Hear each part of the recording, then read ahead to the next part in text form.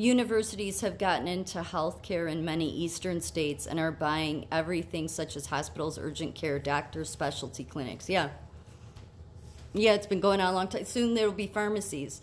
They want everything under a monopolized system, which is communism. It is. They're just using the corporations to do it. And it's been designed. It has it for a long time. It's not. It's been going on, and people just weren't paying attention. I saw it monopolized like 10 years ago that it was heading in that direction, and quite frankly, it scared the hell out of me. It actually it shocked me. I've never yet to this day. I'm sure maybe there's a paper out there that's been written by any of the peer review experts. First of all, denouncing Obamacare. That took us like really deep into that took us to socialized medicine. Before that, we had the Clintons in office.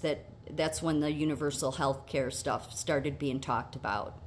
And then you have Bernie there, AOC, and there's no way these people or the American and Medical Association don't know what universal health care will do.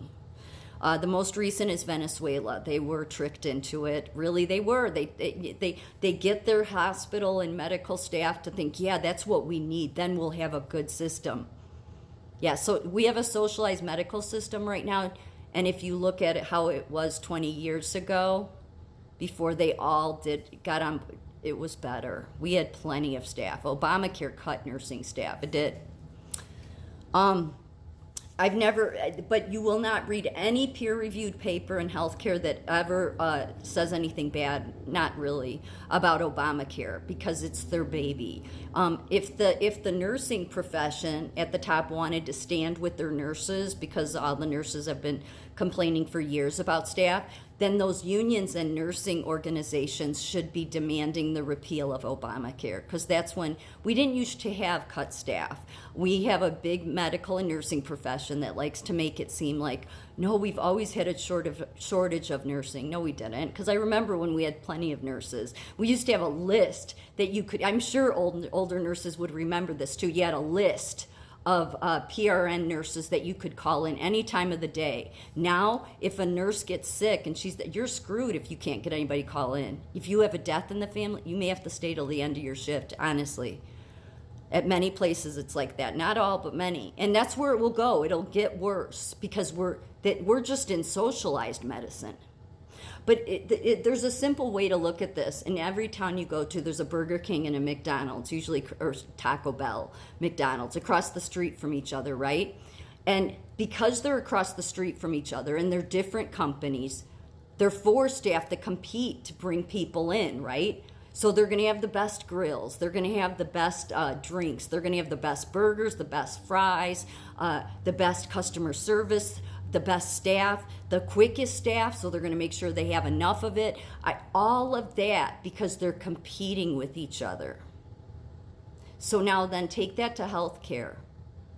Does it seem like it's a good idea to have a healthcare system that's all under one umbrella? And yet it's shock because they don't have to compete. When's the last time a hospital bought a new piece of an MRI, PET scan, have enough staff? No, they're all pretty much the same now because they're under the same socialized system.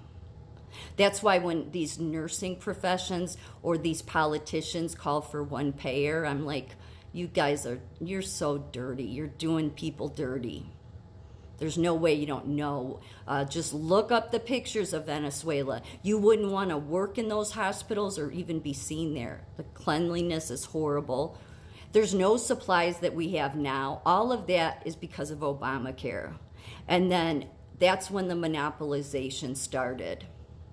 So, it's going to move. The universities are a big problem. I mean, nobody seems to want to address that. One of the biggest things that needs to be addressed, because there's simple solutions to this, there truly is. There is simple solutions to all of these problems that people want to write elaborate papers about and say, oh, it's a complicated problem. Bullshit. Repeal Obamacare, okay? I don't know how you can decouple all of these hospitals, but and force them back into independent hospitals. That's the only part I'm not sure how you can do it. But there's a lot of these things they did is just